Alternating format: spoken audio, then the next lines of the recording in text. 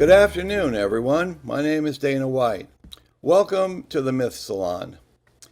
Well, today we are in a bit of a dry spell in Santa Cruz. In California, we've been having rains like you wouldn't believe. Up here, since I've moved, there's been nothing but torrential rains with rivers overflowing, cliffs falling into the ocean. It's a real time for having compassion, showing some respect for nature, learning to listen. This is the world that we have made for ourselves. So what I'd like to do is start off today with a moment of silence for the people who, wherever they are, have felt the thrust and oppression of structure, authority, and whether that authority comes from nature or institutions. Let's find a way to make peace with ourselves and with them. They know not what they do often, but let's have a moment of silence, please.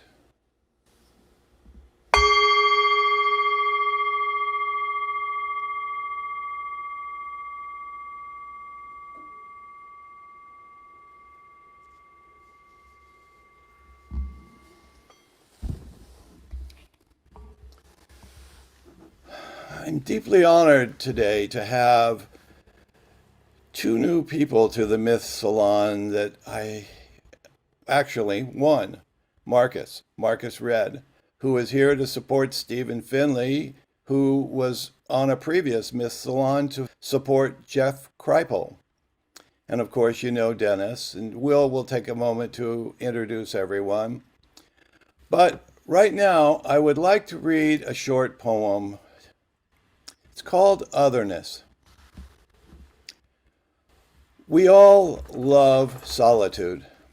We make gods of distance and difference, standing back to admire our constructions, fitting everything neatly into our worldview. The universe is infinite with wonder, attractive, sacred. We trade impressions like children with baseball cards. Finding value, we discover relevance. Yet, I want to mine the depths of your card collection. I want to sort through your impressions, the choices you have made to find a path to feel your soul. Solitude is a lonely business. So longing, I reach out to make distances disappear by trusting. It's that simple. Trust is the love that keeps everything in motion. But difference? I long to engage every uniqueness in existence, savoring one distance at a time. Differences can never be reconciled. Similarities are the fantasies of a mind unable to see things as they are. So I wonder, why would anyone trade a god for smudged cards with tattered edges?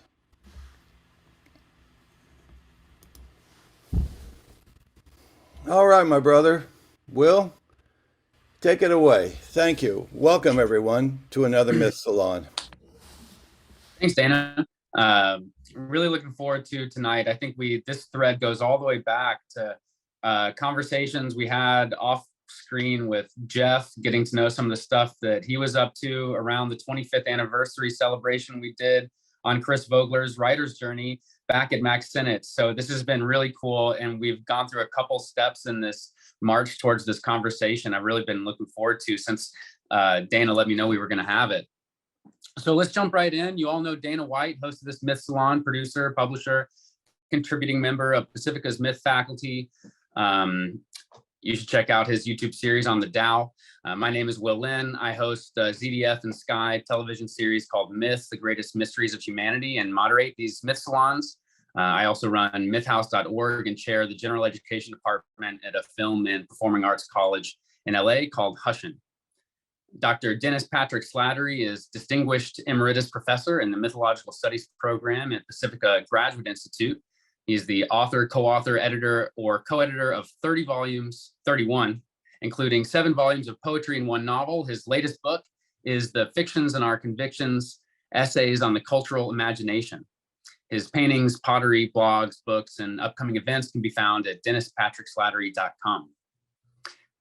With us for the first time tonight, Marques Redd, whose PhD is in English from the University of California at Berkeley, is a multimedia artist, independent scholar, and traditional African cosmologist who's been trained in Afro-Cuban, Ancient Egyptian, Yoruba, Dogon, Igbo, and Dagara spiritual systems. As an art curator and filmmaker, he has organized exhibitions and screens his film, Obi Mbu, The Primordial House, in art museums and theaters all over the country.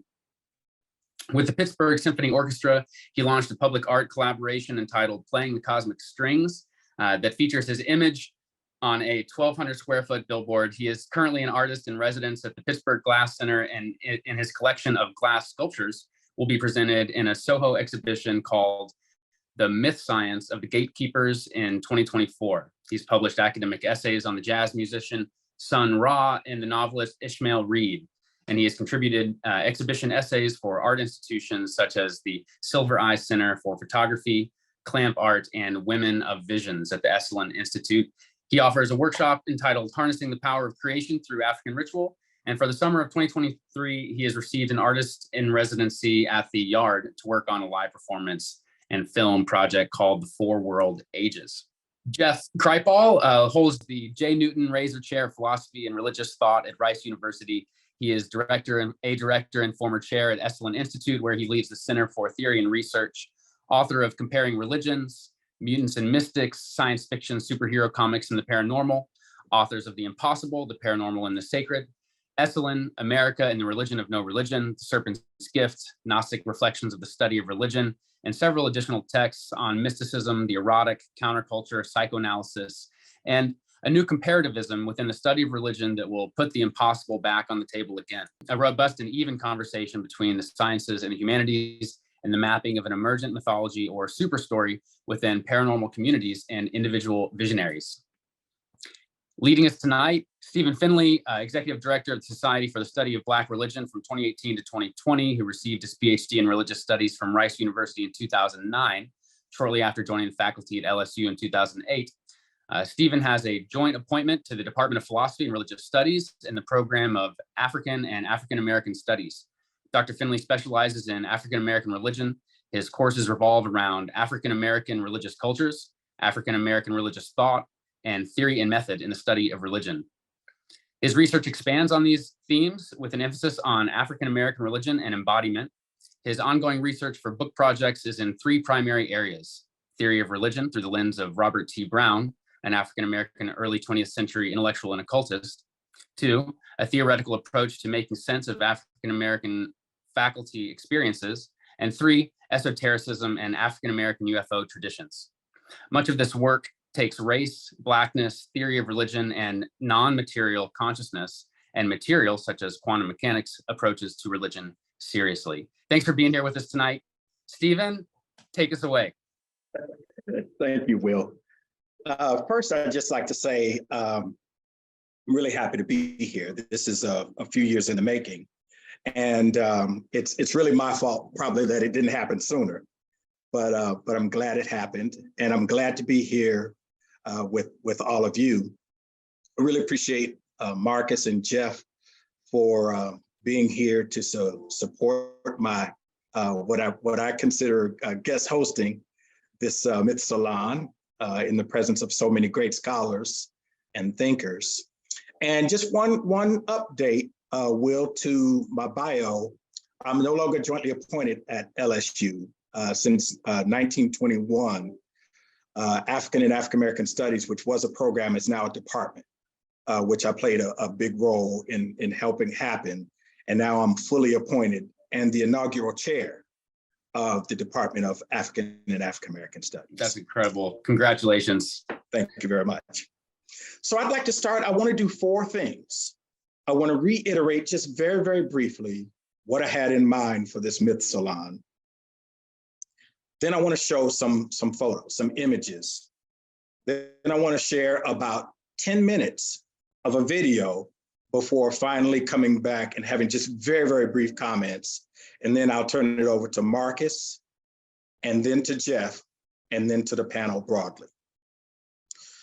One of the things I was thinking about in this particular Myth Salon was the relationship between extraterrestrials, myth, and racism. I've been doing this work now for 2 decades, thanks to my presence at Rice University, where all kinds of creative things happen. And I'm so grateful to have studied there. And Jeff was on my committee, my dissertation committee. And I was really interested in the subject of extraterrestrials, space travel, UFOs, and the cosmos, but not in isolation. How do we think about those things in relationship to racism? How do communities think about the cosmos, space travel, again, extraterrestrials and aliens, and so forth, in a way that helps them to think about the world? And what do the mythologies look like that help them to make their world coherent? On the flip side, we have lots of people who report having alien abduction, experiencing extraterrestrials, and so on. What does that do for them in terms of how it changes how they see the world, how they see race and racism, the kind of mythologies that they develop then that help them envision a different and much more egalitarian world? That's really what I had in mind. My particular work and interest is from the first side. My work is in particular in the African-American UFO traditions, such as the UFO Twins, 2 African-American women who live in Dallas, one of whom claimed, their sisters, one of whom claims to have seen space beings that she calls Galactics. And in their experience, they describe these Galactics, and this is a quote, as beautiful Black women. Then there's the United Nubian Nation of Moors that has an elaborate cosmology and mythology that helps them re-envision Blackness over against, again, a history of white racial terror that includes more than 250 years of slavery, almost 100 years of extrajudicial, state-sanctioned, culturally sanctioned lynching. Then there was Prophet Yahweh, who called himself the UFO summoner, who could actually teach you how to call UFOs. He had a school where he could teach you how to do this. Prophet Yahweh died some years ago, but I had an opportunity to have conversations with him. One was at least 2 hours long before he died, where he talked in detail about his experience with these extraterrestrials, who were for him Black, which is really important to me. That question in these traditions that I study, how extraterrestrials, how Blackness gets centered as the primary important category for these folks who claim to have experienced extraterrestrials. And then of course there's Sun Ra, and I couldn't say that much about Sun Ra in the presence of such great scholars who have done so much more work than I have, especially Marques, and I think Dennis has done quite a bit of work too, and we'll hear from them. And then of course there's Riley Martin, who some of you may have heard of, who was always making references about aliens, but always citing his experience in Mississippi and sharecropping. So in these traditions, and there are more, for example, there is the United Nation of Islam and Royal Jenkins, who was once a part of the main Nation of Islam group, who left in 1975 to start his own group in Kansas City. Royal Jenkins says that an angel scientist came to him, appeared to him, took him on this journey into the sun, where it was revealed to him that he was the supreme being.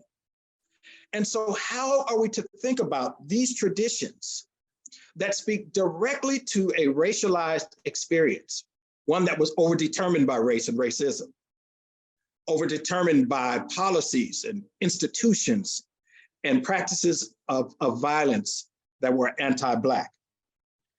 These are the questions that interest me.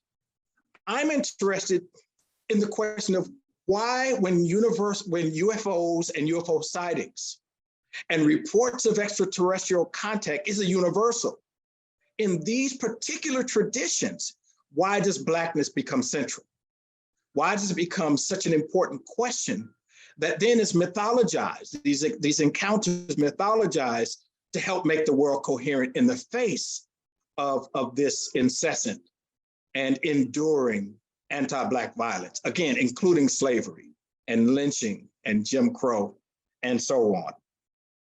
So the first thing I want to do from this point is show some pictures, because I want us to understand the context of these groups that interest me. And so I want to share my screen and I want to show some photos, and they are lynching photos. So I need to say that up front. Let's see. So there was also a video here, and I don't want to play the video, but what I do want to do is I want to go through some of these pictures silently, and then I'll come back.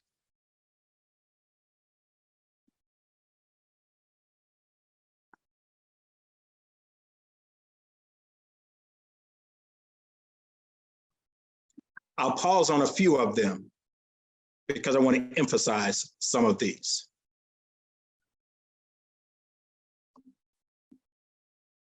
Again, all of these pictures were postcards. All these pictures of lynchings were postcards, and that's very important.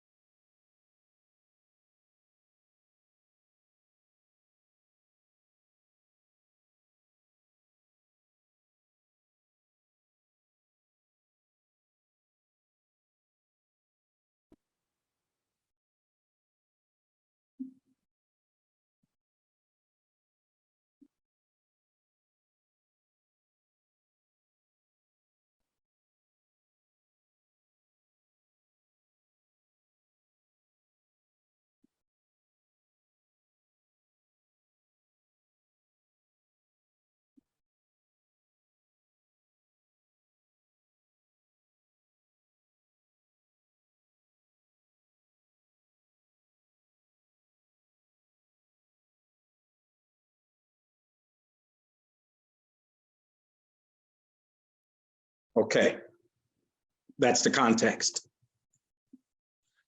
I want to play just about 10 minutes of a video of the Nation of Islam, because I know these other groups fairly well, but this is the group that I know the best. And I want to play about 10 minutes of Minister Farrakhan in the context. And again, I just showed just a few photos. The context, of course, is much longer. Slavery lasted for more than 2.5 centuries. This period of lynching, which started right after the Civil War, lasted up until the 1960s. And of course, there are those who will argue that extrajudicial killings by police and the prison system and mass incarceration are analogous both to lynching and slavery. All right, but I want to play this video just for a minute. Night means when the people's minds were covered in the darkness of ignorance, and they were not paying attention to the prophecies regarding the time. So he would show up as a thief in the night. Said if they had known what hour the thief would have come, they never would have suffered their goods to be stolen. Well, who's the goods that he's coming for? He's coming for the sheep that was lost. Coming for you. How would you know he came? He came and raised one from our midst. A man that only went to the 4th grade of school, but he taught him well for 3 years and 4 months, and then he went away. He who, the mighty one, Master Farad Muhammad, the great Mahdi. Now the question is he God in person, or is he an imposter? Any man could come and say, I am God, to a fool like us. But can't any man do the work? So the impossible problem was created. Has anybody been able to solve this? But Elijah, I'm talking about Elijah Muhammad. That man spoke to us in our grave of ignorance, and we came forward. Elijah Muhammad taught us the science of eating. He taught us the knowledge of ourselves, the knowledge of the enemy, the knowledge of God, the knowledge of the universe. He taught us the origin of the white race. He taught us the time and what must be done. He laid out a complete program for us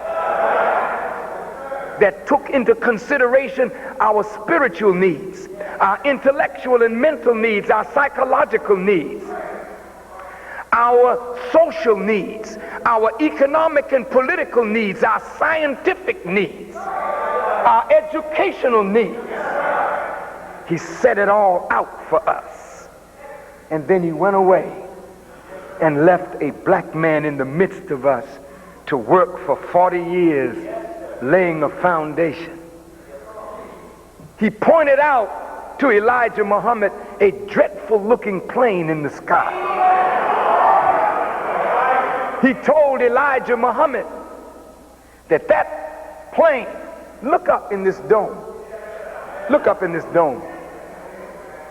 Look at the lights in the window.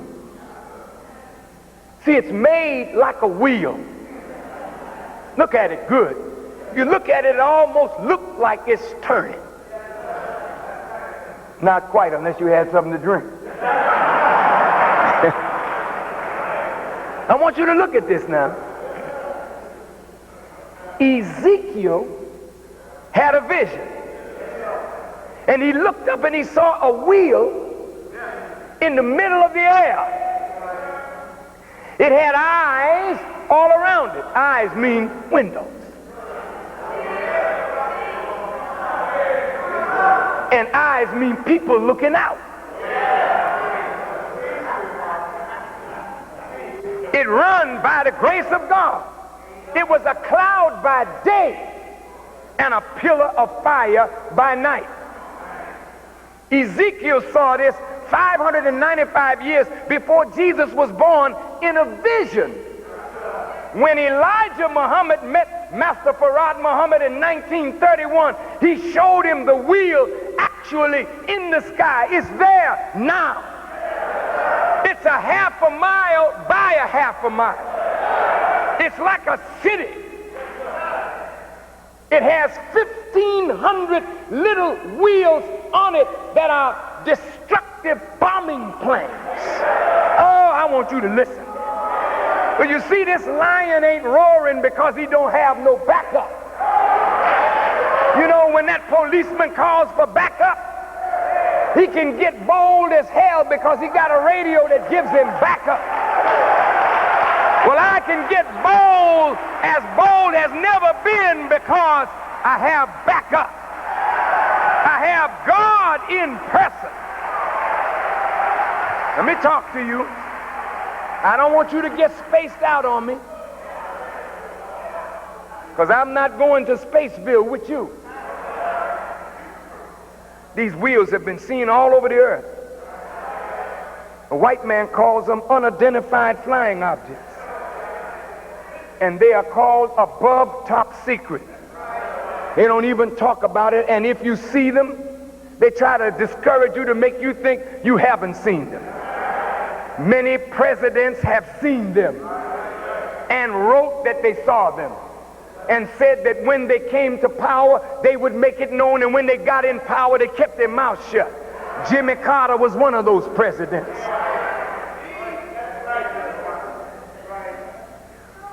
When I had a vision, and I'm not spooky, man, I won't lie to you if you put a gun to my head. No. I was taken up on the wheel in a vision. And I heard the voice of the Honorable Elijah Muhammad just as clear as you hear my voice. And he gave me some instructions. And I've been following those instructions, and the instructions are so mathematically precise. Haven't missed yet.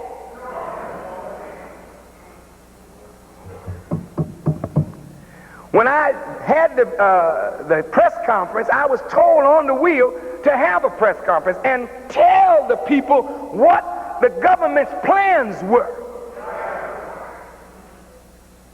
And I held the press conference in Washington as I was instructed. And told Bush what he was about to do. And I'm telling you, Bush was shook. Let me just tell you what I'm saying. I said, before you can make mockery of me, you will see the wheel over your heads. I left Washington, and the next day, the wheel appeared. And it stayed there for over a day. They kept filming it. Am I lying, Brother Minister? Did the wheel show up in Washington? Did they see it and picture it and put it on television?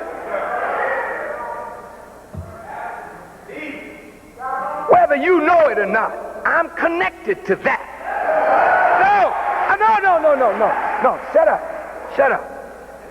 I don't want you to applaud, I don't want you to say nothing. I just want you to think. Because I've never talked like this before. But it's time. I'm connected to that. It follows me wherever I go. You can read about it in Ezekiel in your Bible. Believe me, brother and sister, I'm not somebody you can take lightly. No. You're going to answer for me. I've never talked like this before. But I really don't give a damn what you think about me. If I never see you again, you're going to meet every word that I spoke to you.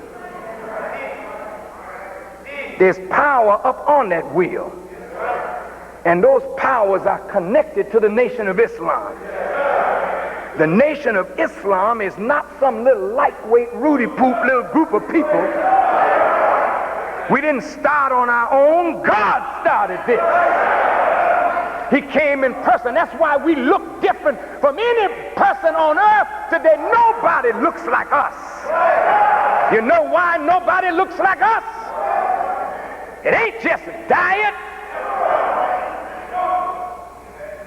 It's the presence of God himself in the word that we believe, and the light and the power in that word illuminates our very being.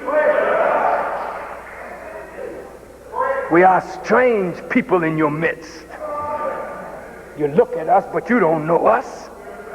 We grew up with you, but you don't know us. We're strange people. Because we believe that God came in the person of a real. All right, very good. That was a speech called Shock of the Hour. There are lots of speeches that Farrakhan has delivered by that same title. The subtitle of that one is God is in Person. His reference to George Bush and then elsewhere to Reagan, the Joint Chiefs of Staff, elsewhere in other speeches was about genocide against Black people under the guise of a war on drugs, which he says happened, which he saw before on the wheel. The other thing I want to add before I leave here is that Saidiya Hartman, a historian, wrote a book called Scenes of Subjection. That's her most famous book. Another book that's really important is called Lose Your Mother. Lose Your Mother. In that book, she introduces this idea that she calls the afterlife of slavery. And what she's arguing is that slavery and anti-Black violence has relevance today. In fact, it shapes America in every facet of it, from the prison industrial complex to poor health disparities to bad life outcomes for African Americans. And here are the questions that I want to ask, not to be answered, but these are the questions I'm thinking about. If this was your experience, slavery, lynching, Jim Crow for 400 years, would you look to the cosmos to rethink race, to rethink the meaning of Blackness, which heretofore has been associated with slavery and lynchings and intellectual inferiority? Would you think about extraterrestrials and extraterrestrial encounters as an opportunity to remythologize who you are and to make the world coherent? Or to UFOs to give Black life transcendence? These are some of the questions that I want to ask that are important to me. As the Nation of Islam and these other traditions mythologize Black existence in highly symbolic language to make sense of the world and anti-Black violence. I think I'll stop there and we'll hear from Marques and I'll come back. Okay, thank you, Stephen, for passing the mic. And just as a FYI, as sunset is happening here, the light in the room will probably get a little bit darker. I could already see the shift happening, but I'm still here, and hopefully at the very least, if it gets super dark, you'll still be able to hear me. Okay, so I'm talking about Sun Ra. Today, I want to pick up the thread where Stephen leaves it. And really, before I have any words, I also want to show a quick clip just to immerse you in the voice and the presence of Sun Ra, because it's important to get a sense of his energy in order to understand the comments that I will share. Planet Earth can't even be sufficient without the rain. It doesn't produce rain, you know. Sunshine, it doesn't produce the sun. The wind, it doesn't produce the wind. All planet Earth produces is the dead bodies of humanity. That's its only creation.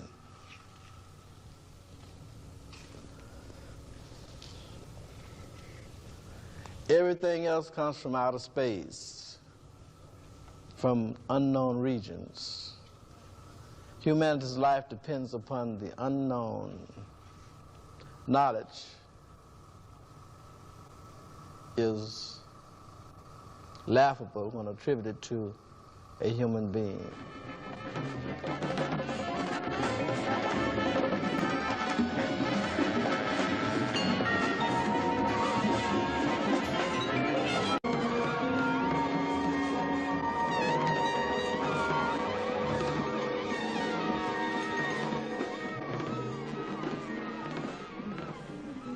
One day it will happen, could be happening now, that a voice from another dimension will speak to Earth. You might as well practice and be prepared for it.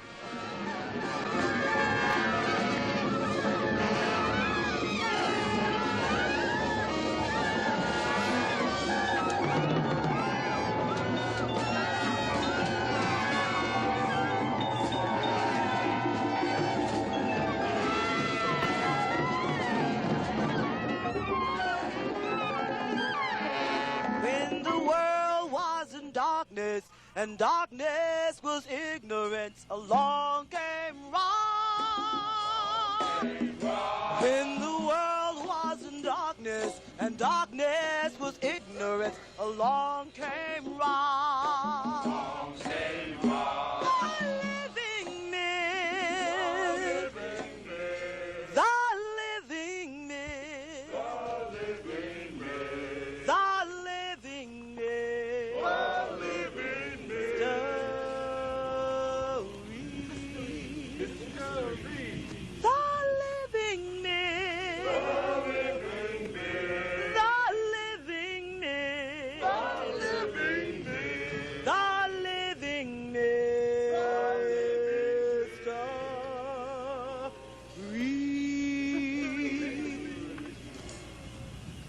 I have many names, names of mystery,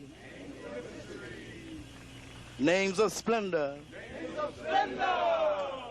names of shame. I have many names. Some call me Mr. Ra. Others call me Mystery. You can call me Mr. Mystery.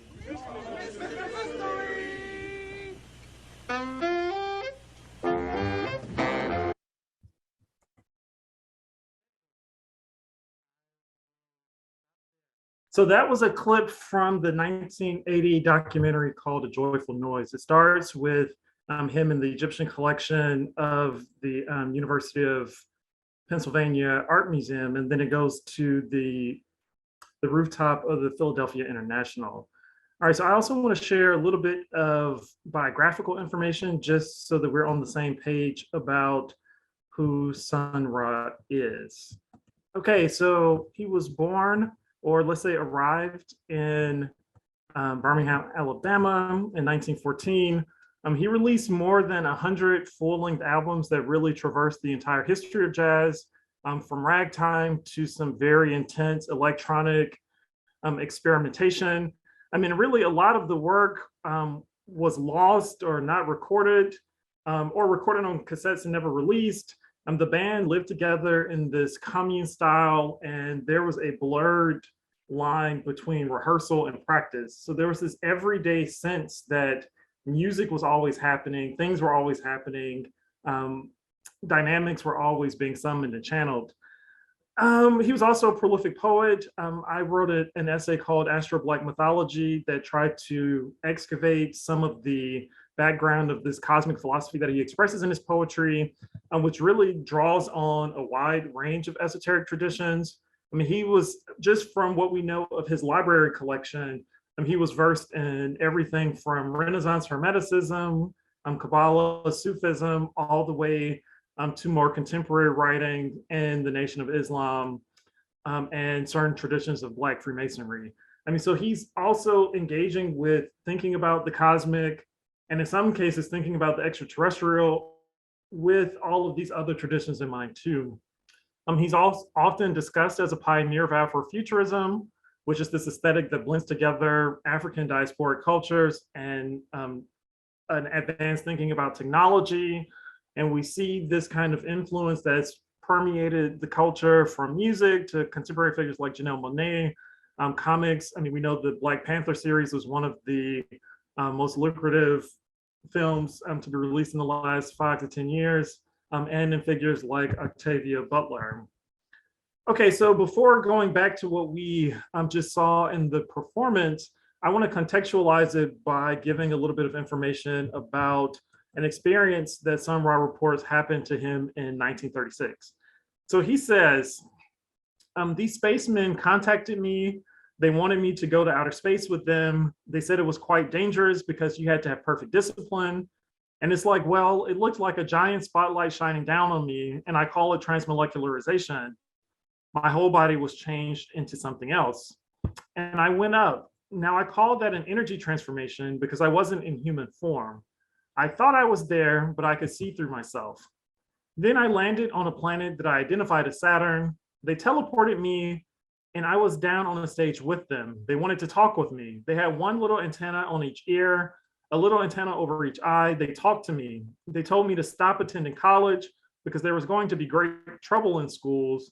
The world was going into complete chaos. I would speak through music and the world would listen. That's what they told me. So here, this is really a foundational otherworldly encounter that shapes quite a bit of what comes after in Sun Ra's life. So you can read this as a classic UFO abduction narrative. And at the same time, it's also a narrative about the incarnation of artistic power. There are a lot of things that we can unpack here. So on one hand, we have this scene where extraterrestrials are choosing Sun Ra to be the vehicle of a message that can save Earth, which immediately leads to a lot of questions. One being, what stake do extraterrestrials even have in the dynamics of life on Earth? Number two, from this phrase, the world was going to be the world was going into complete chaos. How do the extraterrestrials see into the future of Earth? Is there a specific reason why a Black person is given this glimpse of the future? And even in Sun Ra's conversation, I mean, there are a lot of connections between him and Farrakhan in ways in which extraterrestrial initiation becomes the beginning of this project of salvation and this larger mission to bring some kind of new message to the world. One implication of this narrative too from Sun Ra is that racism is so intractable that it takes some kind of extraterrestrial intervention to gain the power to shift this paradigm. One interesting thing to note too, this idea where Sun Ra says the experience would be dangerous to travel into outer space and will require discipline. So this category of discipline is another connection between Sun Ra's project and the Nation of Islam, which also had this very intense understanding of the kinds of discipline that Black people needed to submit to in order to dress a certain way, eat a certain way, carry yourself in a certain way. So there's this sense that discipline is this mode of behavior that's needed for both terrestrial and extraterrestrial experiences. So it might be interesting to talk about that a little bit as well. So here, when we see Sun Ra on the stage, put into the position of a performer, there's one interesting detail about this antenna. So the spacemen have this antenna on their ears, on their eyes that they use to communicate. And so to bring it to the performance that we saw on the rooftop, we saw Sun Ra also has this antenna that's incorporated into this costume that he's wearing, which again begs the question, is he channeling messages from the extraterrestrials, from the spacemen, or more interestingly, might he be actually identifying with them and merging with them so that in the same way that they communicate through the antenna, now Sun Ra is taking on that subject position to communicate through the antenna as well. There are interesting questions that link the extraterrestrial and the astrological. Specifically going to Saturn as a location. We can talk about some of the meanings of that. I mean, there's a long tradition that has associated Saturn with ideas around melancholy and pessimism. Astrologically, Saturn is also linked to a certain idea or understanding of discipline and building structures and infrastructure. So it's interesting that Sun Ra is blending this visionary experience, again, with this longer astrological history and speculation that has permeated culture as well.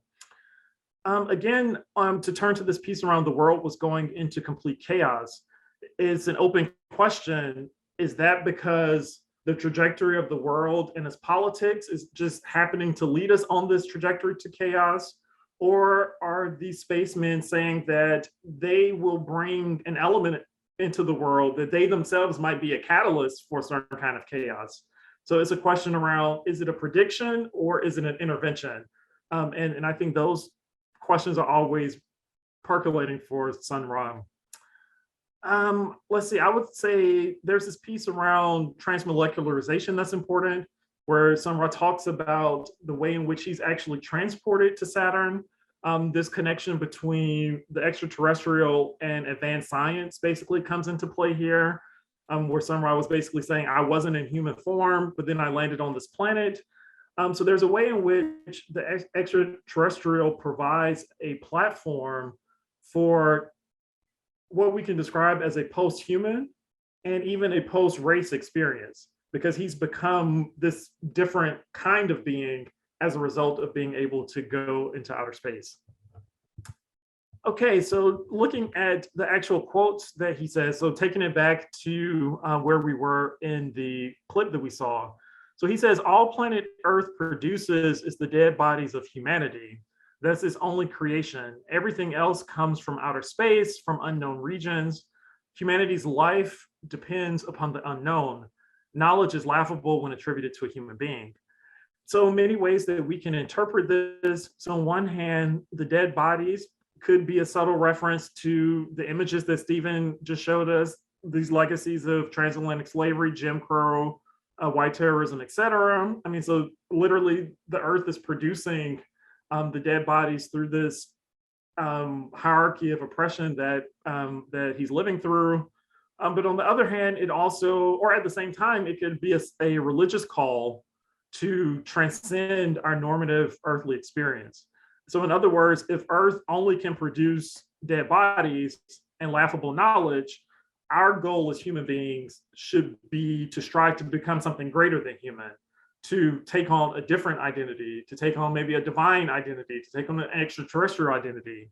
And we know that Sun Ra does that quite a bit. I mean, even in his name, Sun Ra, he's invoking this Egyptian deity.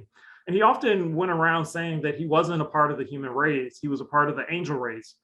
So again, thinking about how do we move beyond what planet Earth, the prison, the death factory of planet Earth.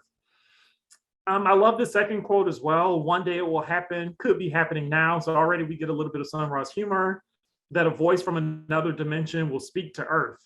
You might as well practice and be prepared for it. So the dimension is a multi-dimensional word, we could say. So on one hand, dimension can be outer space, that we have to be prepared for this voice from beyond that might be coming to us.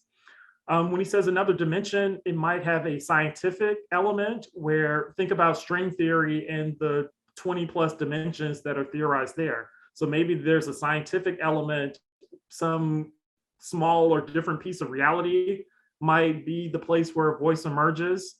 Or thinking about Africana religions, the other dimension might be the afterlife, where it might be an ancestor or another kind of spirit that's speaking. Or again, it might be all of these things at once. And finally, just to return to the poem that was sung when he emerges in that performance. So when the world was in darkness and darkness was ignorance, along came Ra, the living myth, the living mystery. And so here again, we can see the real complexity of Sun Ra's myth making, and there are a lot of levels that you can unpack here. So on one hand, Ra again was this Egyptian deity of the sun. I mean, so we have this straightforward allegory about the emergence of day from night. And in the Egyptian context, I mean, there were a lot of images around the sun god Ra being in this boat with other deities, traveling through different kinds of imaginal spaces. So in this image on the left, you see this boat about to travel through the body of the goddess, which is imagined as outer space. But sometimes this boat is traveling through the afterlife, the underworld, the unconscious, particular hours of the night. So all of these things are happening at once. So I think Sun Ra is building on this kind of iconography when he's talking about the sun literally coming out of darkness. We can think about this as a historical allegory. So Ra being not just the light of the sun, but a symbol of the emergence of human intelligence, the emergence of human civilization. So we can look at this as maybe a story about the shift from certain kind of hunting gathering societies into more agricultural ones, or from the kind of tribal kinds of confederations to a larger federated Egyptian state. So this movement from a certain kind of early humanity into the development and flourishing of human culture. Of course, and then finally, along came Ra could be a reference to himself, literally walking out on stage, and him emerging is this process of the world coming out of darkness. Ra, with his extraterrestrial initiation and the knowledge that he gains from outer space, is now able to bring this light into the world, where he himself becomes the living myth and the living mystery. And of course, there's more to say about how this evocation of outer space becomes a living myth that we can then interpret and mobilize in a lot of different ways. So I'll stop there. Before we hear from Jeff, thank you, Marques. I couldn't find something in my notes that I then found, which resonates with something Marques was saying. What I wanted to argue in my book, In and Out of This World, Material and Extraterrestrial Bodies in the Nation of Islam, that came out a few months ago, I argue that these transcendental symbols like UFOs and folks on other planet help them to re-envision a Black life and Black humanity. In their cosmology, there's also Black life on Mars and Venus. But the unspoken and tacit thesis, I think, of the book is that the Nation of Islam themselves are extraterrestrials. They are related to these folks on Mars and Venus. And I just want to say before Jeff comes that you find that in a lot of these traditions, in Prophet Yahweh, in the UFO Twins, remember? They said these extraterrestrials were beautiful Black women and so on. And glad I found that in my notes. All right, Jeff. And then after Jeff, we'll hear from responses from Will and Dennis. Thanks, Stephen. I don't have any pictures to show, so I'll just talk, and I'll put some ideas on the table. I'll put some concerns I have and some questions I have, which I think will actually sync well with what Marques and Stephen have already presented. I want to just reflect for a bit on a couple words, alien and abduction. And I want to talk a bit about myth making. I'm actually not going to talk a lot about anything because I'm not going to talk long. Stephen said I could talk for 2 hours, but I told him 10 minutes was enough. So the concern I have, this isn't a question I can answer, but the concern I have is this: is the abduction experience and an occult memory or paranormal scripting of white racism against Black peoples? That's really the gut concern or the gut worry I guess I have. And I think the literatures are way more complicated than the question allows, but I just want to put that question on the table. I also want to say, there's actually good historical evidence for the question. I want to point to H.G. Wells' War of the Worlds, 1897, which really lays down the alien invasion myth for the modern world. And H.G. Wells was actually thinking of British colonialism. He was thinking of New Guinea, actually, and the way the British armies completely overwhelmed the indigenous peoples in New Guinea. And he wanted to imagine a scenario in which the British were similarly overwhelmed by a massive technological force that was just so overwhelming. So the novel that begins the alien invasion narrative is really a response to British colonialism on one level. So I don't think my question about white racism is out of order. I think it's actually probably pretty close. I also want to point out that the alieniste in French is the psychiatrist. And so the alien is connected to mental illness in the French world in the 19th and early 20th century. In the US, of course, the alien is the immigrant, is the illegal immigrant. And so there's this fear of the other, whether it's a fear of mental illness in the French context, or it's a fear of someone across the border, probably south, by the way. I'm talking to you from Texas. There's something nationalistic and fearful and immigrant-like about this whole topic as well that I want to dwell on a bit. I also want to go back to, the sort of early writers on the UFO before there was a UFO, by the way. The UFO was an acronym coined by the Air Force in 1952, but people were seeing things in the sky for actually millennia before that. And one of the most elegant, I think, and most deconstructive writers was a weird guy named Charles Fort. He looked a lot like a very short Teddy Roosevelt. He lived in New York, grew up in Albany, actually, and he wrote 4 very strange books, which I strongly encourage everyone to read, at least the first and the last. The Book of the Damned came out in 1919. Then he wrote 2 books, which you can skip over, called New Lands and Low. And then the last book was called Wild Talents, which he wrote in 1932. And on his deathbed, actually, it appeared. Fort is really the writer who invents, I think, the paranormal. He doesn't use the word. The word already exists it's French, paranormal. But he's talking about what he calls super constructions in the sky, which are essentially ships floating over US cities.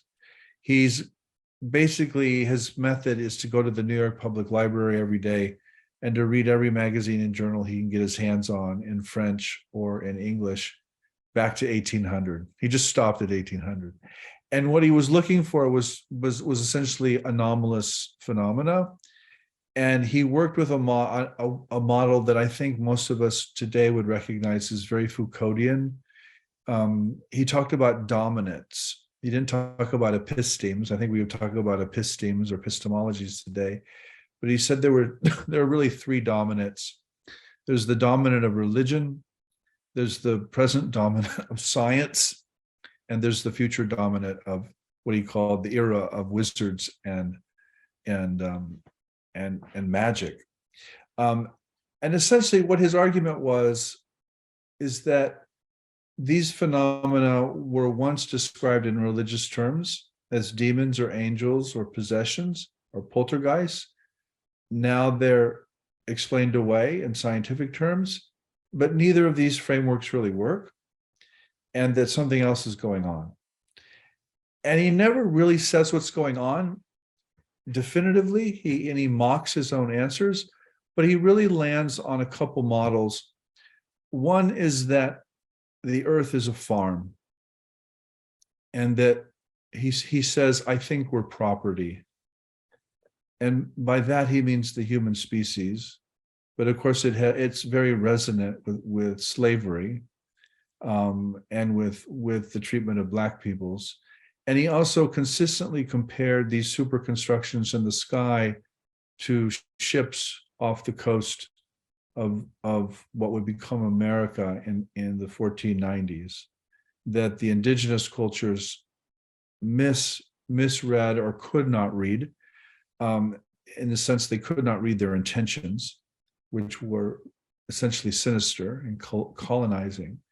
And so Ford suggested that these ships in the sky and these phenomena are about some kind of other species that owns us, that treats us as farm animals, that essentially raises us, and also that owns us, and that we misinterpret their intentions, and we shouldn't do that.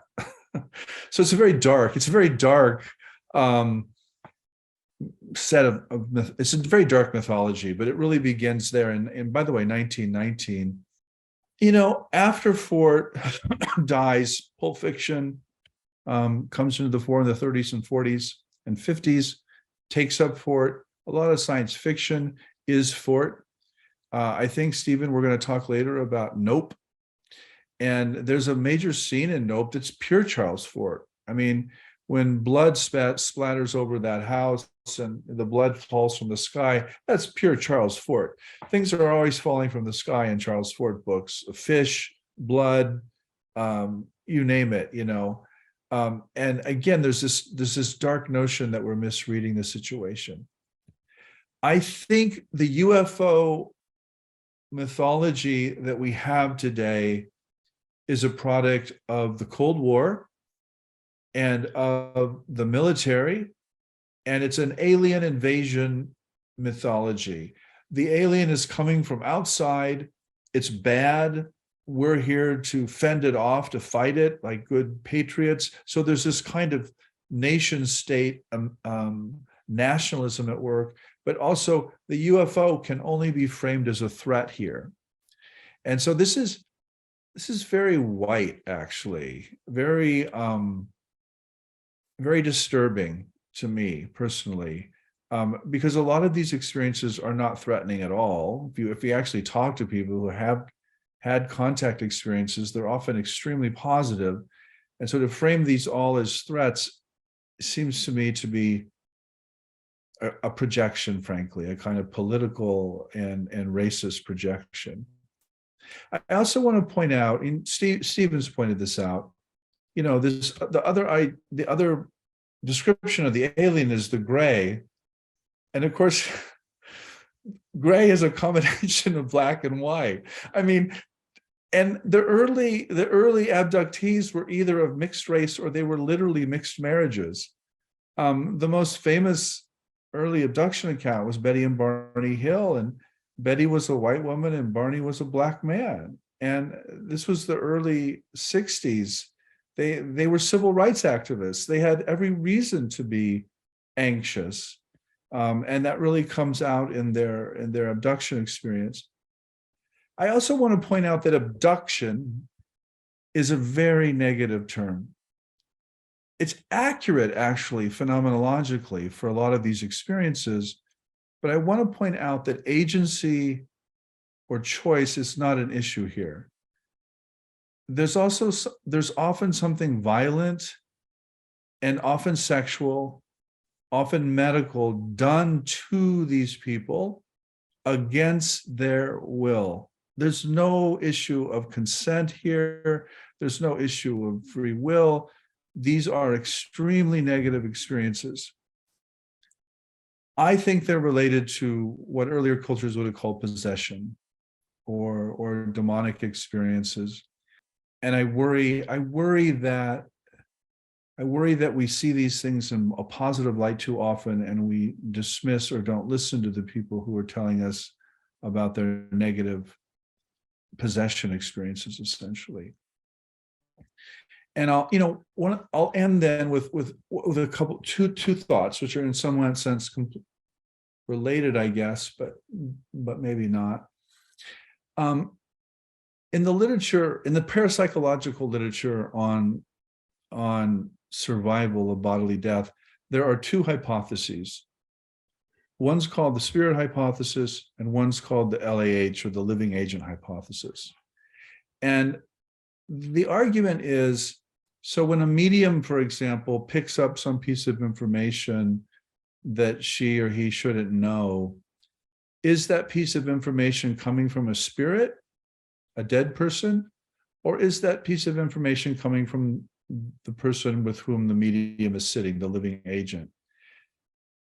Both the living agent hypothesis assumes it's all unconscious. There's no trickery involved. The medium may in fact think she or he is speaking to a spirit, but in fact, they're not. It's coming from a living agent. It's coming from a human being. Whereas the spirit hypothesis argues that there are actually discarnate people who are not in bodies, who are living agents or having agency in the world. The last thing I want to say is positive.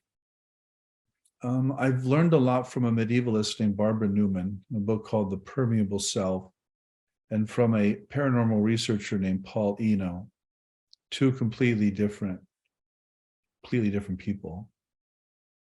Both of them have argued, though, that to be possessed by a presence implies that you share a nature or some kind of essence with the possessing agent. And so for Paul, there's a kind of theology of possession that goes deeper, and it affirms some kind of deeper unity, even when the experience itself is very nasty and destructive. And I think for Barbara, there's this notion of what she calls coherence, that that at least in the medieval world, there's no such thing as a complete individual that's separate from everything. Actually, to be possessed by a spirit means you somehow share something with that spirit. And so again, this takes me back to these abduction experiences. You know, what is going on, and why are they so negative for so many people, but why are they so positive for other sorts of people? I think that's a question we haven't really answered, because we're not even at a place yet. Well, we're not at a place as a culture where we're taking these things seriously.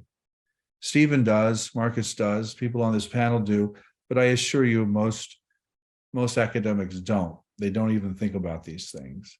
And you can't theorize something if you don't think it's real or it doesn't happen. And I think that's kind of where we're at the moment. So I'll stop there, Stephen. Well, thank you. And I know Will and Dennis want to respond, but Jeff, did you want to say something just for a minute about Nope? Because after this are the responses. Yeah, so I'll talk just real briefly about 3 movies. One's War of the Worlds, one's Arrival, and one's Nope. The War of the Worlds motif is the alien invasion narrative, and I think you can see this played out in a lot of movies and a lot of myth making in the 20th century. Arrival is the movie for me that breaks with that myth. The military's there, but it stands back. It actually does nothing. And it's what you learn is that the aliens are there to help. And it's all about a precognitive model of, or a circular model of temporality or time. And so it really moves away dramatically from that alien invasion narrative. And if you remember the main protagonist, this woman, she first thinks that the aliens are saying to her, use your weapon. That's the old narrative. That's the old myth making. And then she says, oh, that's not what they're saying. They're saying, use your gift. In other words, your precognition. So it completely shifts, the narrative. Nope, which I saw and have talked to you about, Stephen, I think it's very Fortean in many ways that I've just spoken to. Why? It's got this sinister or occult kind of flavor to it. It also has something to do with blackness. The main character, of course, is a black man, and he won't look up. That's where you get the phrase "nope." I mean, it's like, nope, I'm not looking at it. And if he doesn't look at it, it can't harm him. It can't abduct him. So there's this kind of invisibility that is played out there, but also a kind of acknowledgement that the force is negative.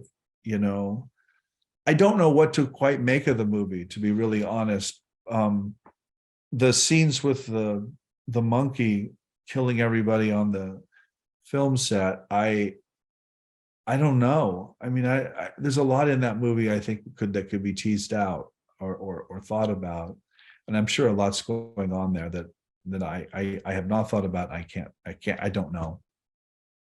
All right, that was lovely. Thank you, Jeff. All right, so Will and Dennis, it's yours. Yeah, thank you, the 3 of you.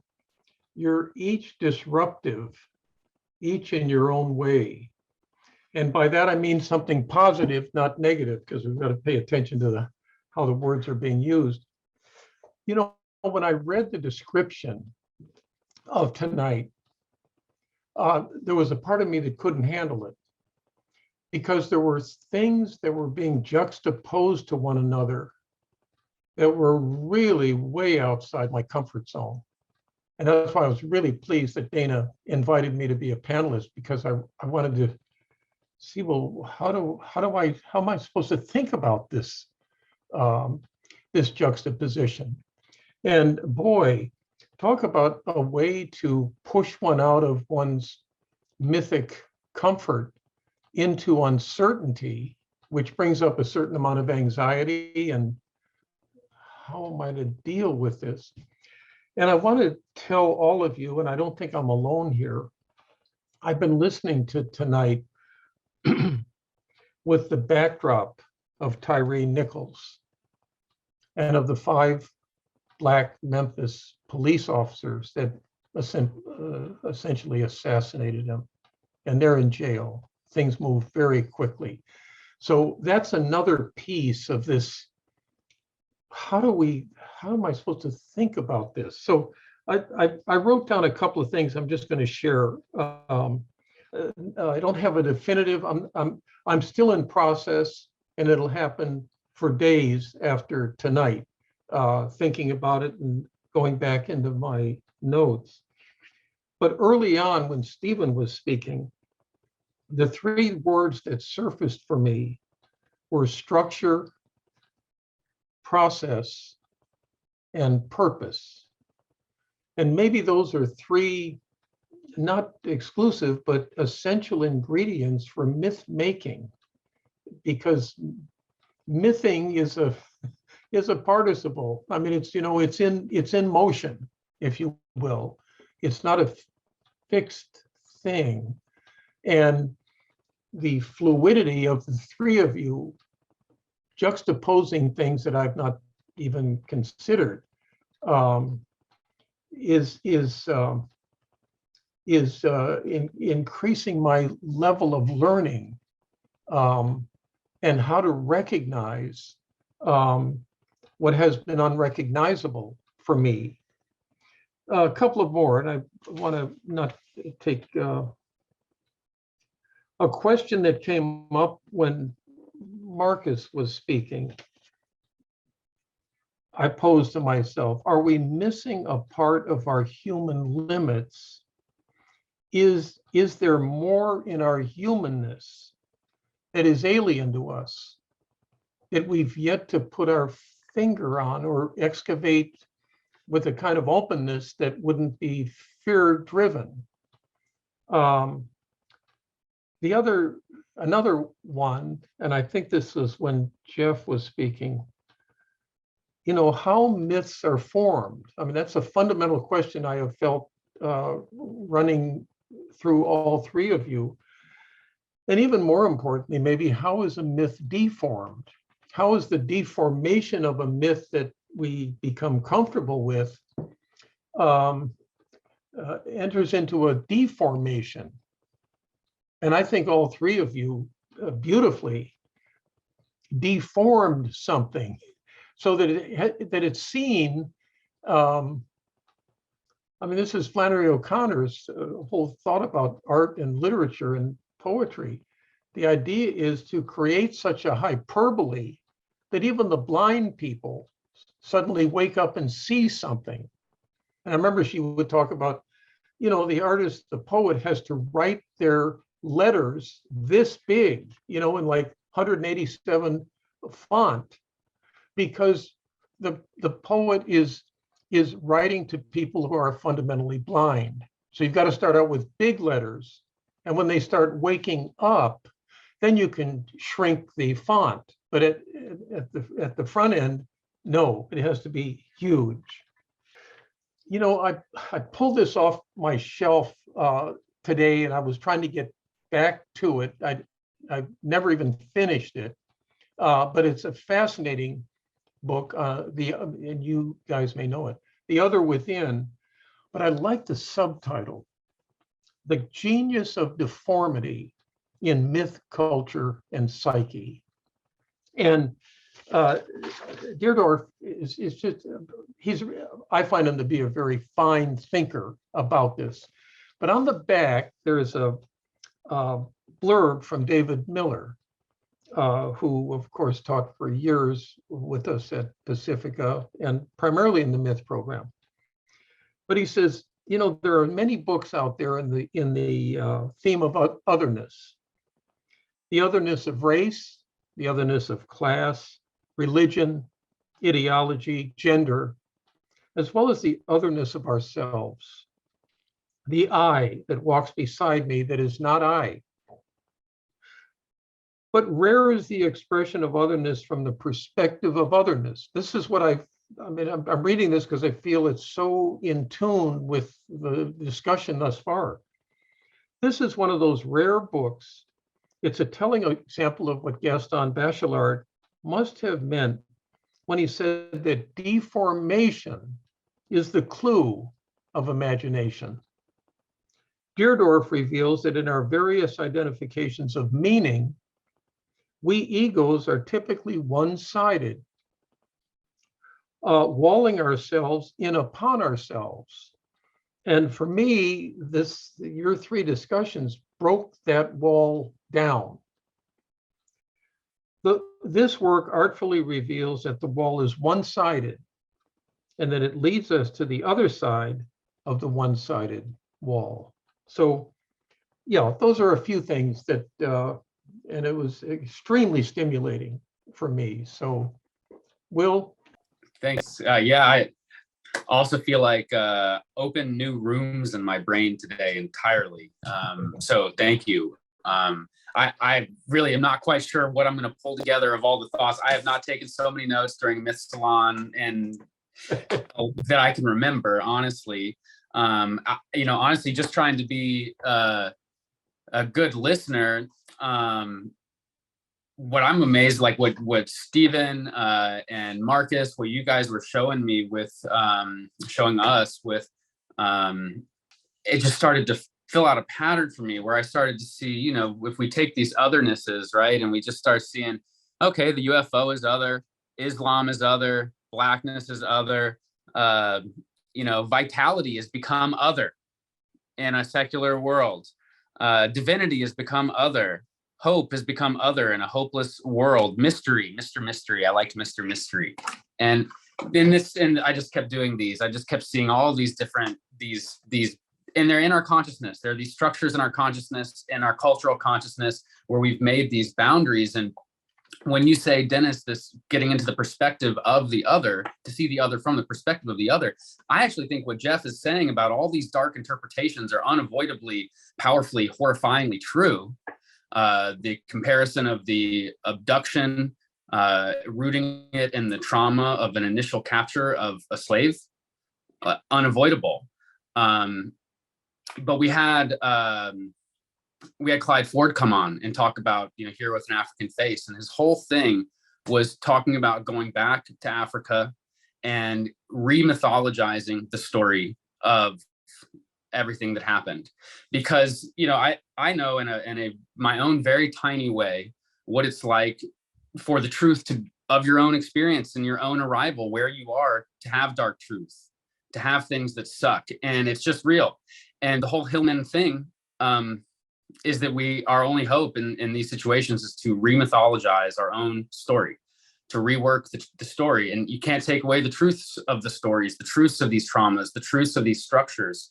But to go back and to find the light and to rework the stories into hope, into light, into something positive, into something that can lead, instead of continue to keep the trauma going, instead to actually open new doors by reworking those stories that, yes, are truly as dark as they were. I don't know. That's where I am with it right now.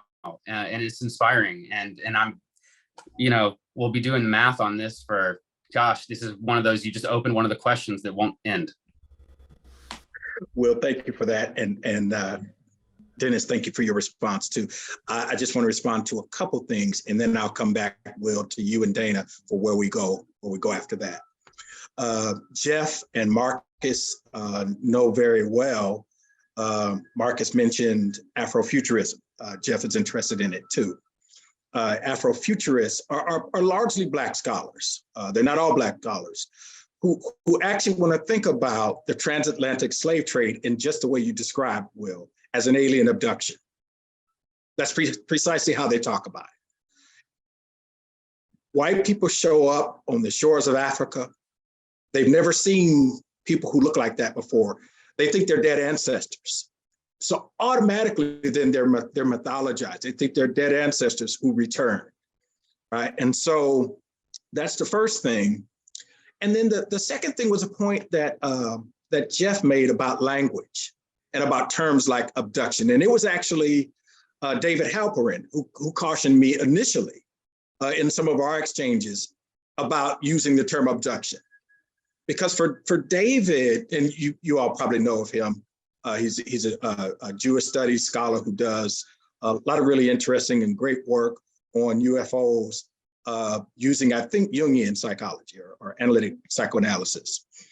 And one of the things he said was that abduction is a violent term and it's a white term. And that he cautioned me, he didn't want me to impose that on these African-American traditions. And that's the only other thing. Well, what's confusing, Stephen, to me is it's not a good term for a lot of white people either. It just doesn't fit their experiences. I mean, John Mack ran into this as well. A lot of some of his patients or case studies, I mean, they were white and it wasn't a negative experience at all. It just doesn't work. So the worries I express are complicated. I think sometimes these probably are memories of slavery and racism, and sometimes they're not. And it all kind of gets woven together in ways that are really confusing. But that's, by the way, how all religious experience works. There's no such thing as a pure experience. It's all kind of a mess of psychosexual stuff and social political stuff and religious stuff that can be genuinely transcendent. And all three of you really lean into the power of analogy as a shaping, as a making, shaping, forming of something. I'm reminded of the first lines of one of Emily Dickinson's poems, in which she says, "Tell all the truth, but tell it slant. Success in circuit lies. Come at it obliquely." And all three of you, in your own way, analogized, which enriched the subject matter. And to that point, Marques, I'd love to hear, I think others would too, how ritual analogizes human experience or human extraterrestrial experience. Could you just speak a little bit about what you've learned about the power of rituals? Because your resume is, Will read it, it just felt like you live in a ritual world a good bit. Yeah, no, that's a good question. And I think it ties into some of the points that you were making earlier. Ritual really is the main vehicle, one through which Sun Ra re-mythologizes the story. And I like that phrase because I actually do think that's precisely what he is trying to do. I think that is what he's trying to mobilize by making us question, okay, where is the myth? Where is the reality? And what if the myth is the thing that's living? I mean, and, the funny thing about the poem, it just says the living myth. It doesn't say like, is the living myth something that is good? Is it bad? Is it something that we need to invoke? Is it something that we need to be wary of? It's just there. It is the living myth. So already he's trying to force us to shake our conventional understandings about history, about where we are, about who we are. And for that other point that was made before about, is there more in humanness that is alien to us?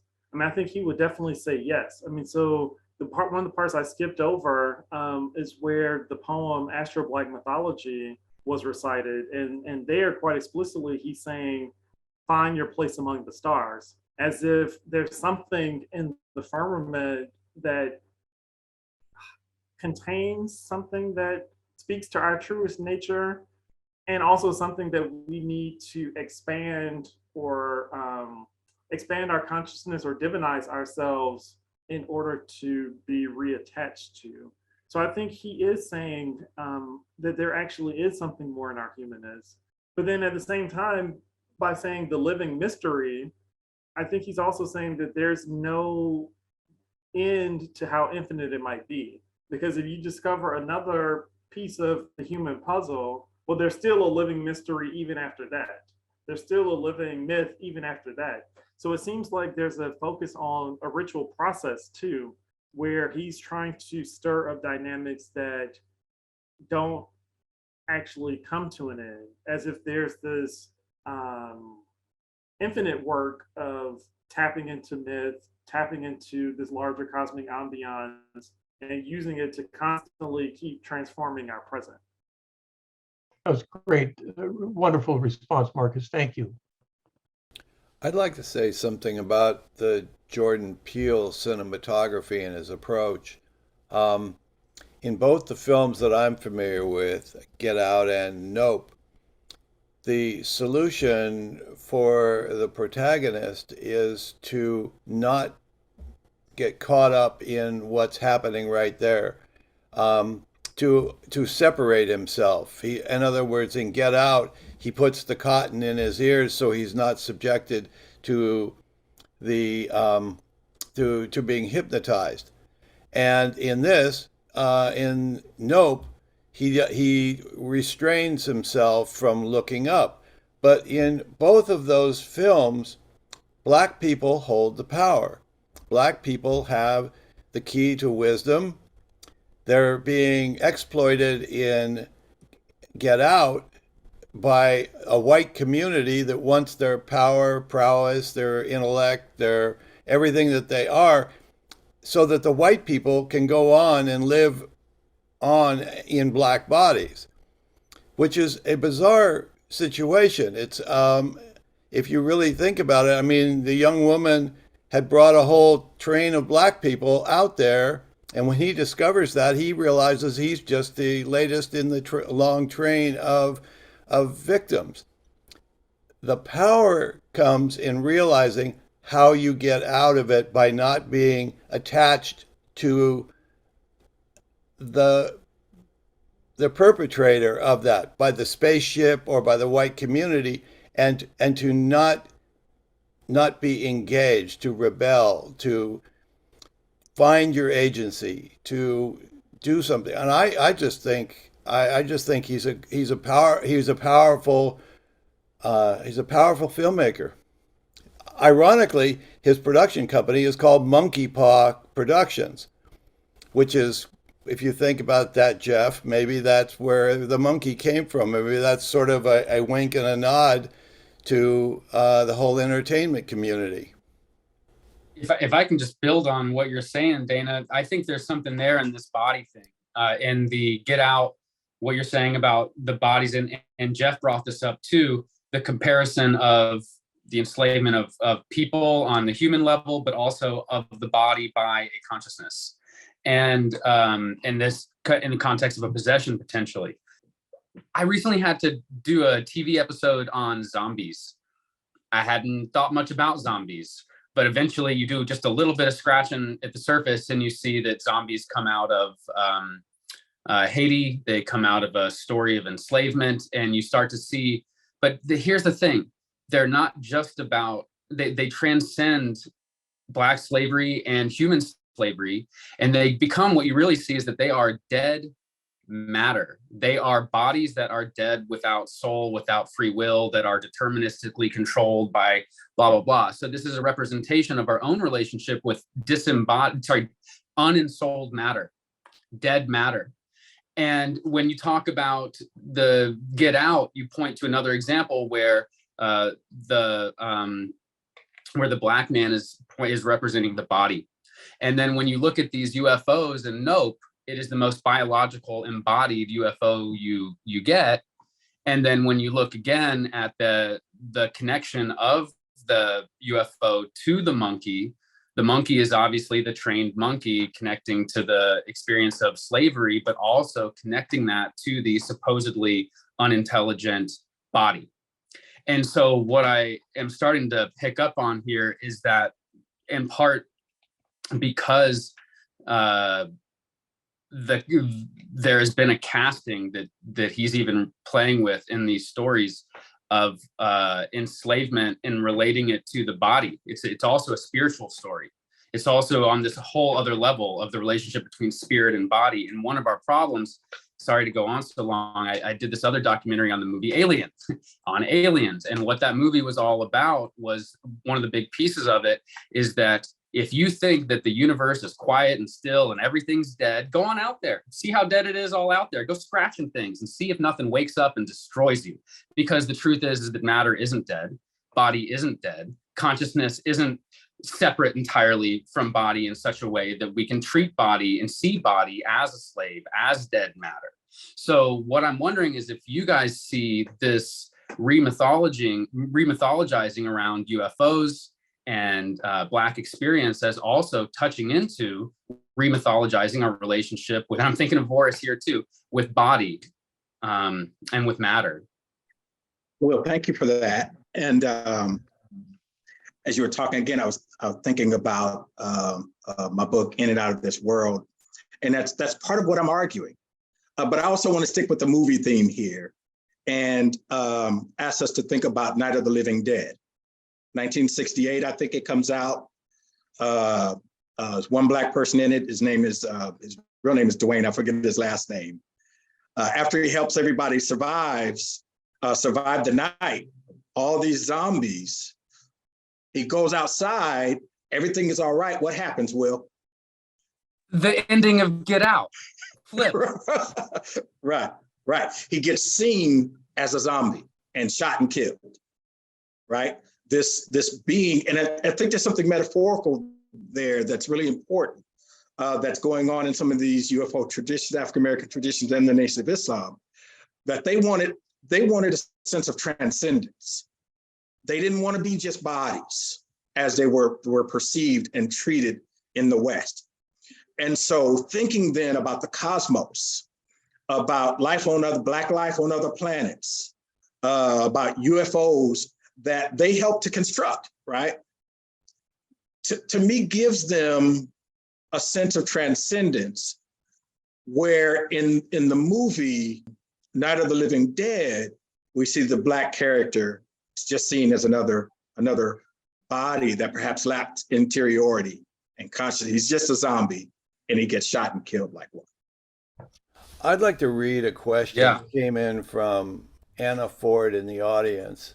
And maybe if people want to type a question in there, it's a little cumbersome to bring people on screen. It changes the whole visual layout. But let's encourage maybe some questions into the Q&A box. Anna writes, if white folks are seeing the other, alien, as threatening other, and Black folks are inventing themselves as alien, angel, are Black and white folks reinventing the same split paradigm that began the original split to begin with? Anybody want to tackle that? Jeff? So here, let me kind of utter a concern that I have. It's related to this question very much. So Stephen mentioned Afrofuturism. I'm indeed very interested in Afrofuturism and what Stephen calls ontological Blackness. My early work was actually on a Hindu tantric goddess named Kali, which means black, by the way. And there are two forms of Kali, actually. One is blue and is very motherly and social and maternal, and one is Black, and she's very transcendent and liberatory and terrifying, frankly. And she's connected to the erotic and esoteric practices of these tantric traditions. So their Blackness is very much connected to transcendence. Here's the catch, though. Here's what I worry about. Kali as Black is also connected to non-caste or lower caste peoples that have suffered tremendously in Indian history. And so there's a kind of racism built into the color coding of Blackness there. And I know as a young Indologist, I'm no longer young and I'm no longer an Indologist, but I know the real critique of Indology was Orientalism. It was you are idolizing an Asian culture as the source of wisdom, and you are thereby turning it into an object and dismissing it as a set of real historical people.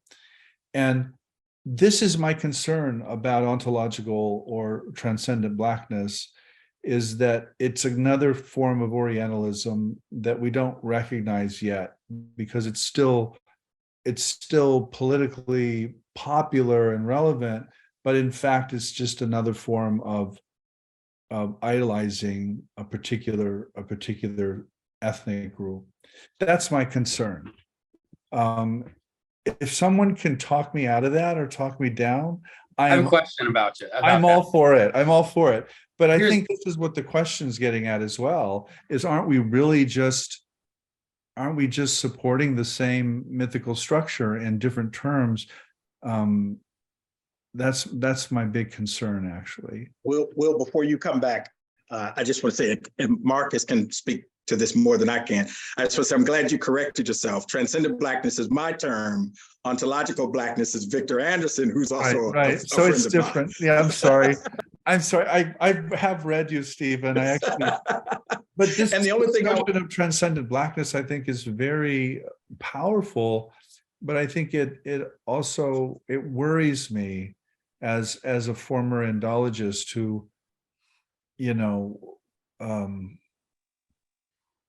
for these Orientalist critiques that Sure. the field bore. Well, let's let Will, since he was waiting, and then maybe Marques can say something about what these traditions are doing very differently with the notion of blackness, what we're calling metaphysics of blackness. Yeah, please. I just have like from a personal experience, when I have a wall between me and somebody else, and this wall, maybe this is somebody that's like, I have a lot of interest in, right? And the deal is eventually there's going to be some integration here, but that's going to happen in stages, just on a personal level. First, that wall is going to be made extra strong, just out of fear of how much I'm going to like this person. There's going to be a lot of like, it's almost going to look like fighting. And then eventually there's going to be a stage where it's going to look like idolizing and fantasizing about what they are, orientalizing. And then eventually I'm going to realize, oh my God, I'm in all my projections, and it's going to keep going. And I just wonder if because I'm into narrative and sequence and all that stuff. I see what you're saying, Jeff, and I wonder if it doesn't resolve as part of a process, just a step in a process. I don't know. Yeah, I just don't know. I'd love to hear Marques. So would I. Yeah, no, I mean, as you all know, I'm very interested in these ontological blackness questions, but I don't actually think the question that's being asked now is actually going in that direction, unless I'm reading it incorrectly. I mean, it seems to be about a certain kind of political mapping of political hierarchies onto this extraterrestrial space. Which I think is maybe a little slightly different from that larger issue that Jeff is talking about. But I guess I would say, or I guess maybe that's how I'm interpreting the question. But I think as I'm interpreting it, I mean, I do see a certain kind of historical pattern where new frameworks or new horizons do end up remapping kind of political hierarchies we're already aware of. I mean, even if you look at AI, people talk about, AI is this new horizon, it's going to open up new vistas for human understanding and cognition. Then it's like, oh, well, hold on. Now, why is the AI, not recognizing Black faces? Or why is the AI, or why are we seeing the same biases? So I think I see it that way. It's like, okay, so now we have this new space paradigm or this new space era. Why are these tropes of colonialism and slavery being and hierarchy being reproduced in this new space? And it seems like, given how, and I guess maybe that's the larger point that some of the Afro-pessimist scholars would make, is that it's a structure that keeps generating everything. I mean, so this kind of structure of the kind of Black slave versus the white human is always not only generating political constructs, medical hierarchies, but we even see it in this imaginal space where, okay, well, there's a thing called the alien, so it must also be remapped in the same way that our social space is mapped. So on one hand, what you're saying earlier, Jeff, around how the alien becomes the other that has to be attacked, managed, destroyed, subjugated, whereas on the flip side, the attempt of Black people to say, well, because of that, I'm actually identifying with this figure. I kind of recognize how these dynamics have happened, and maybe there's some connection between us, or maybe, you know, this thing that still is a mystery gives me another entry point of resistance, or another entry point to kind of press for a political goal or a certain kind of liberation in yet another arena. So, and maybe if, you know, it turns out that there are people from Saturn that are here, then maybe that will then shift the alliances and shift the debate again in that way. So I think that's how I was kind of interpreting the question, is this kind of recurrence and rearticulation of politics that happens regardless of what new historical situations we find ourselves in. I think, Marcus, this is where, you know, this theoretical debate I referred to as this between the spirit hypothesis and the living agent hypothesis, it actually carries immense racial and ethnic and consequences where you land on that. Because if you adopt a spirit hypothesis, you're essentially saying we are not our bodies. You know, I mean, I don't see how you get around that, actually. Whereas if you adopt the living agent hypothesis, of course we are our bodies. We're embodied beings, you know, through and through. So the whole soul hypothesis, which of course is integral to so many religious traditions and cultures and myths, I think just cries out for, you know, some kind of analysis here. And I don't have an answer. I tend to adopt the living agent hypothesis, by the way, when I look at paranormal phenomena, because it seems to be the cleanest and the most persuasive. But I have colleagues who, you know, very much in the spirit hypothesis camp. So you know, in reincarnation, I think is another real question here. If you're in a culture that affirms reincarnation, it means you're not your body. Yeah. So what are we doing? You know, I mean, we certainly have not incorporated reincarnation into our theoretical agenda. So I don't know. Those are just questions. I'm just messing things up again. You're not messing things up. No, Dana, can I jump back in? Go ahead, Marcus. Go ahead. Well, no. So actually, it's funny because I'm here at Esalen now and just gave a lecture about ancient Egypt and ancient Egypt's kind of mapping of esoteric anatomies. Yeah. And the idea there is that we actually have 9 bodies. Or the spirit bodies that are all on different levels of manifestation. Yeah. So I guess even with the Sun Ra experience that I talked about earlier, I guess it's a question of which body was actually on Saturn. I mean, maybe it wasn't the physical body. Maybe it was one of these astral bodies or ethereal bodies that that travels to another place. So I guess I'm curious, Jeff, would a kind of a theory of subtle bodies kind of shift how you think about? Oh, sure. I think absolutely. But I'm just trying to say our critical theories that we develop in the academy and on panels like this do not work from a subtle body model or from a reincarnation model. They work from, this is it, you know, deal with it. It really is a kind of a materialistic kind of worldview. And so I just want to point that out. Jeff, thank you for that. And thank you for reading my book too. By the time you get to my conclusion, you'll see that. Actually, Stephen, I read your conclusion first. Okay, that's the all first right. thing I read. All And right. I read the epilogues. You have 2. You don't have All right. 1, you have 2. Very good. I read all the stuff in the back, and then I started at the beginning. So you know that's part of my critique, or one of my critiques of the Nation of Islam. Oh, yeah. Is that they're reproducing Oh, this hierarchy. absolutely. Absolutely. Mhm. I also want to signal, we don't have time to go into it, that I still think there's a more, that there's something else going on, even in the category of Blackness, that's not the political here. And those are the kind of things, we've been trying to work out in these Esalen meetings too. Yeah. But clearly what you said is my critique, even of the Nation of Islam in my book. Yeah. And that largely the hierarchy plays out against other Black bodies Yeah. in most ways. That's what happens, by the way, in the Indian caste system, where blackness or dark skin is really subordinated.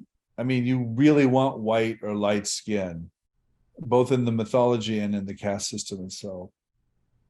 I think as Jordan Peele showed in that movie, that the real gift that a person has is their ability to transcend and find their psychic validation. That's what the white people wanted to steal from them. And if they had to limit themselves to a physical body, they wanted the black mind. They wanted this psyche that there seems to be something in, I don't know whether it's indigenous cultures, but there's a essential assumption of community that they survive through otherness, through other people, through relatedness. There's a deep feminine principle that runs throughout that whole community that I don't get it in white culture. What I see is white culture comes together through opportunity, through convenience, for a sense of profit, for whatever. But I sense an inherent love of one another in Black history. I think that they survived coming over on the slave ships that way. The people that did make it made it because they hung together. They got out of slavery that way, and they have continued to hold to the whole idea that this is how I'm going to make it. This is how I'm going to get myself ahead. We're coming to the end.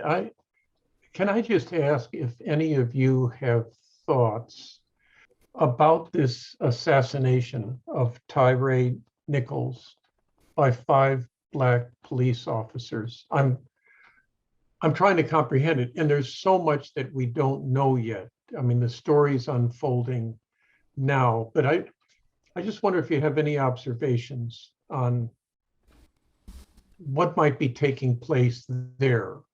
I'm not sure I had anything. Just off the top of my head, and this is just my gut reaction, that in an anti-Black world that was structurally anti-Black, that Black life is going to be disposable. And so it's an issue not just for white people who created the structures. Yeah. And those police, of course, were acting as agents of the state as well. Yeah. That's as far as I want to push it because I hadn't thought it through. Yeah, sure. But I'll at least say that.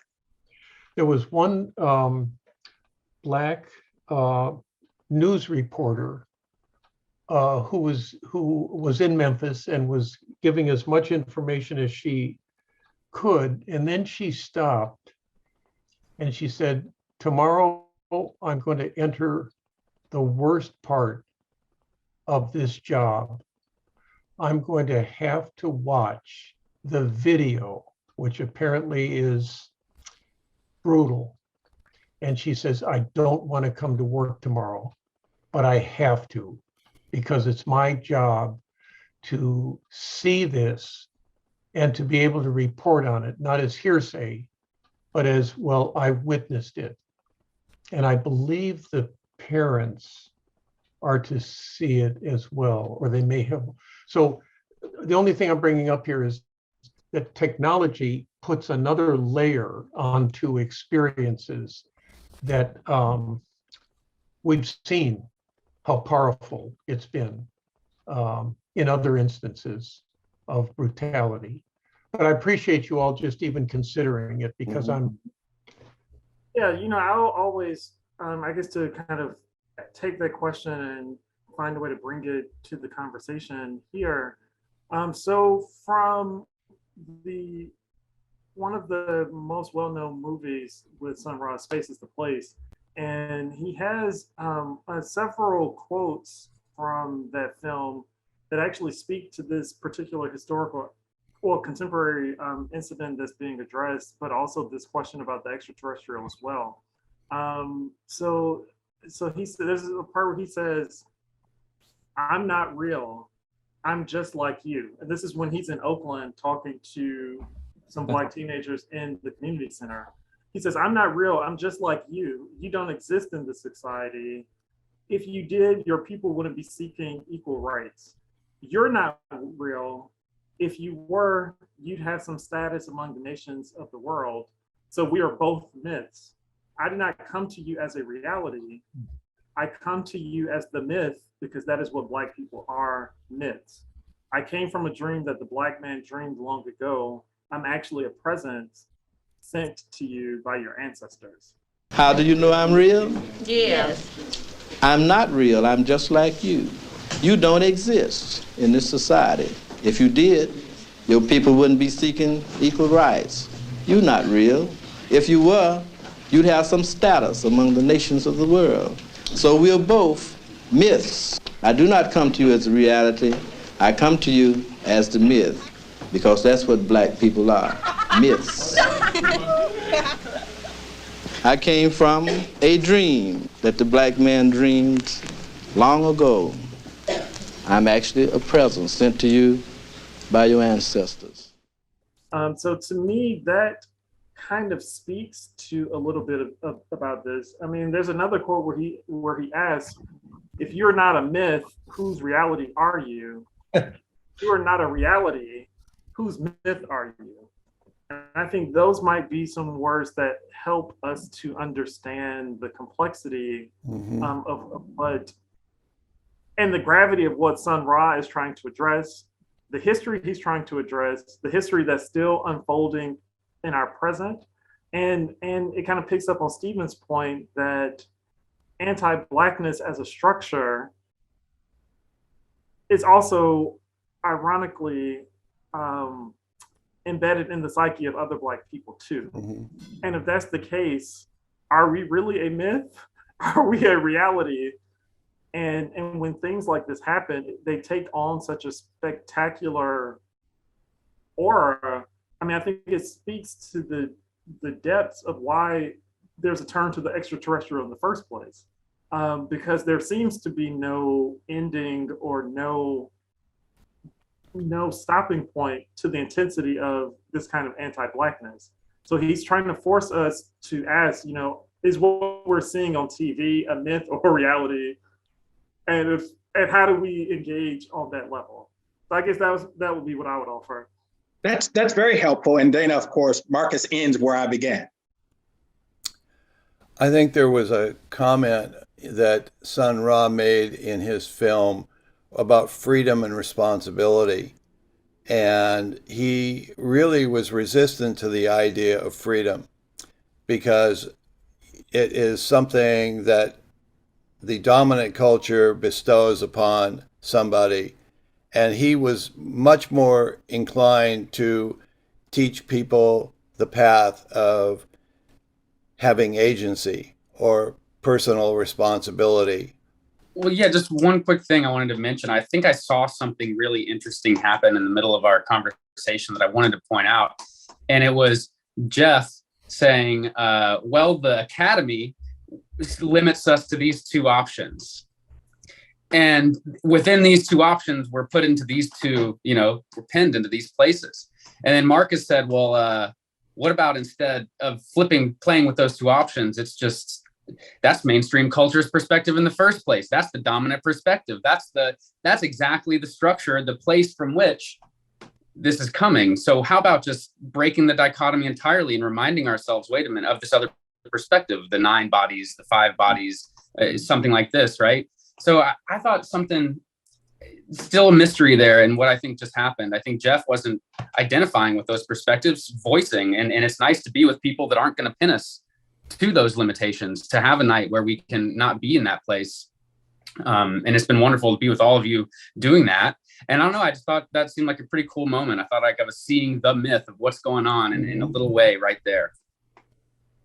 Well, we seem to be the evocation of not settling and, keeping our minds available and honoring one another, honoring otherness. I mean, we all are other to somebody, and knowing that kind of silences that inner voice that says, I need to be in control. I need to be the one on top. I'm going to be the top dog. And, learning some humility. And all of this really kind of takes me down that path. So, if I may, can I take us out with a moment of silence, please?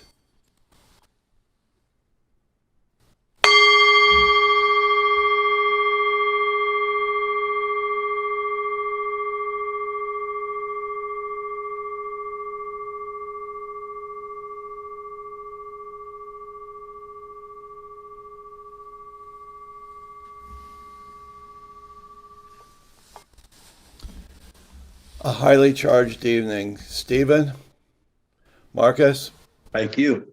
Jeff, Dennis, Will. One nice thing about a small panel, I don't have as many people to remember names for. I stumble over that. Thank you, everyone. Thank you. And thank you, everyone in the audience, for coming tonight. This has been deeply, deeply meaningful. So good seeing you all. Good evening. Good night. Great. Thank you all. Thank you all for the insights, Stephen, Yeah. Marcus, Jeff, You're welcome. You're and welcome. Dennis. Thank you very much.